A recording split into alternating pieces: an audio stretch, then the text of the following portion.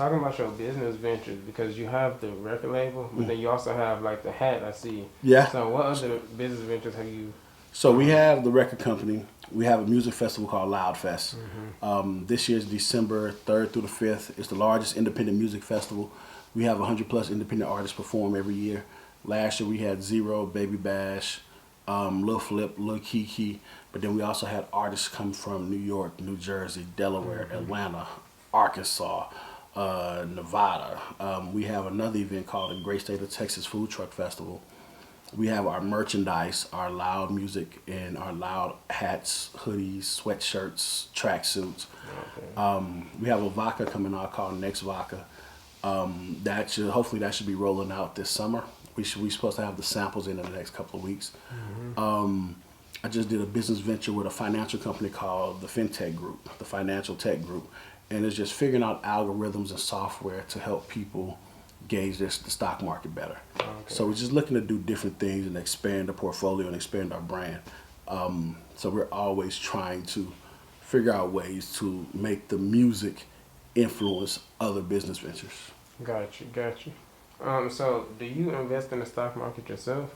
Yeah, man, I'm learning. I'm playing in this. I'm not by no means an expert or a rich guy in it, but I'm getting an understanding of it.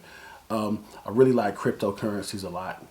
Bitcoin and Bitcoin is another coin. did you get some Dogecoin when that hype? Yeah, I did that, man. I played around with that just to see how it would go. A couple other coins, XLM, XRP, a Saponic Global. So right now, I think I'm in about 5 coins, and working on a new coin that's supposed to come out that a company is working on developing. So I've been kind of researching them. And so you kind of do a little bit of everything, huh?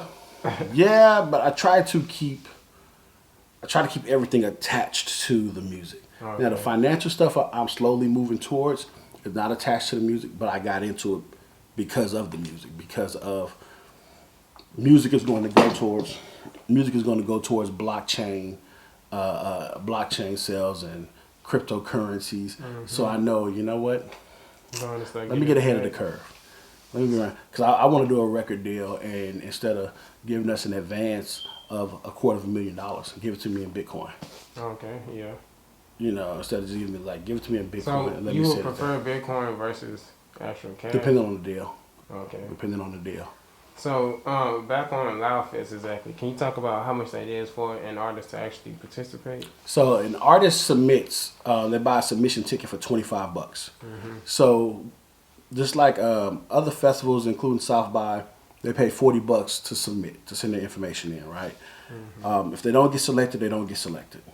But for us, let's say if you don't get selected to perform, you still get the discounts with disc makers, Merchly, Nerve DJs, Vertical DJs. You get an all access weekend pass. You get to do media interviews with 30 plus media outlets. We promote you on our Spotify playlist, our YouTube channel. You still get all of all of that stuff for $25. And that's if you don't get selected, you still getting this. You still get all that if you don't get selected. If you do get selected, you get all of that stuff in a 15 minutes performance. Okay. So it's really set up to be a win-win. So can you detail who was performing this year? I can't. You can't disclose the information yet. Not yet. So what's the process of getting selected? Like, how do y'all go about that? So we have a committee, right? We listen to the music. So when the artists submit, they have to send over the main song, high resolution photos, a clean version to their song, a music video. If they got to be registered with BMI or ASCAP, they got to have original music. It can't be mixtapes. It can't be over somebody else's beat. It can't be a cover song. You got to have a bio. You got to have a press kit. So we make sure all of those things are done, right? So after that, we go through and we listen. We look at the artist's social media page. We don't care how many followers you have.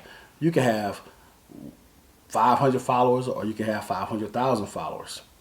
It depends on engagement. Okay. How many people are talking to who. And then we actually look at talent.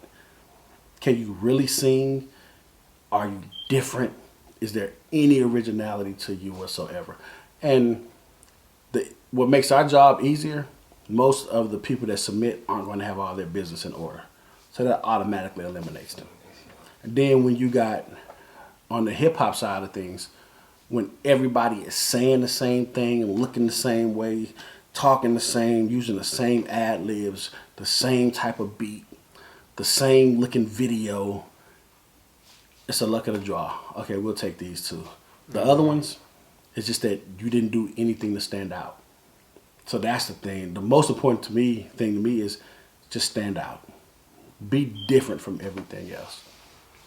So can you talk about last year's LoudFest and how many people actually submitted their music and how many people actually got selected? So last year we had close to 6,000 submissions between Refurb Nation, Afton, Sonic Bids. We had close to 6,000 submissions.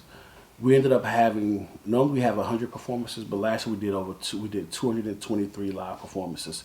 Some artists 100 artists did a 15-minute set. The other 123 got to perform a single.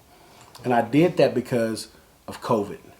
A lot of artists last year didn't get to do anything. All shows was canceled. Yeah. All festivals was canceled. So I knew by them coming there and being able to perform a single, at least they're going to be able to shoot their video and get that footage of them on stage. Now they get to do 25 to 30 interviews with media companies and blogs and internet radio shows and TV shows.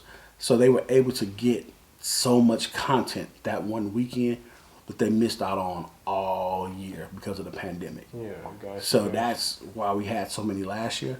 This year we won't have as many, but depending on how COVID is, who knows? Gotcha. So as far as you and Ja Rule, because I know you mentioned that y'all went on a tour, and are y'all still in contact to today? Yeah. Y'all still are? Yeah. So are y'all just friends? Or yeah, man. So he's literally one of the coolest people I've ever met in the music business.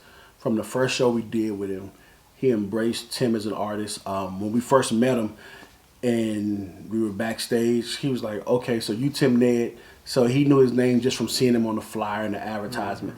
So most of the time, in situations like that, the celebrity artists don't even talk to you. Yeah, they might not acknowledge you. Yeah, but he was like, nah, man, take my number. And then after doing a couple of shows together, it was like, hey, we finna go eat.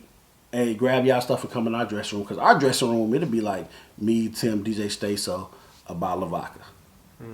His dressing room, size of a 2-bedroom apartment, a couple liters of Tito's vodka, a couple of bottles of champagne and food. And it was like, nah, y'all come over here with us. And we would like have conversations for hours before the show. Yeah, gotcha. Like just kicking it. Even like with him being launching his new Icon app and him letting us make the app a part of LoudFest. And him doing video and talking about it on his page, and he'll call Tim or shoot a text like, "Hey, what's going? Y'all good out there? How's the weather? Like y'all in the storm? Y'all like just normal shit like that."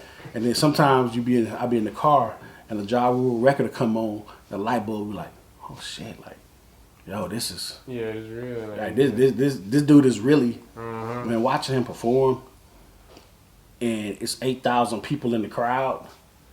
And this dude might perform 15, 20 songs, and they know every song word for word. Like that's crazy. For the magnitude of his celebrity, for him to be so freaking humble and cool, man, it's dudes that ain't even got 10% of what he got, and they walk around with their ass on their shoulder for no reason. Yeah, that's true. It's really, I think that's come back to social media too. People like that image. Yeah, I mean, but it's kind of like, why? I feel like for artists, you don't want to be accessible. Yeah. But that don't mean you have to be an asshole.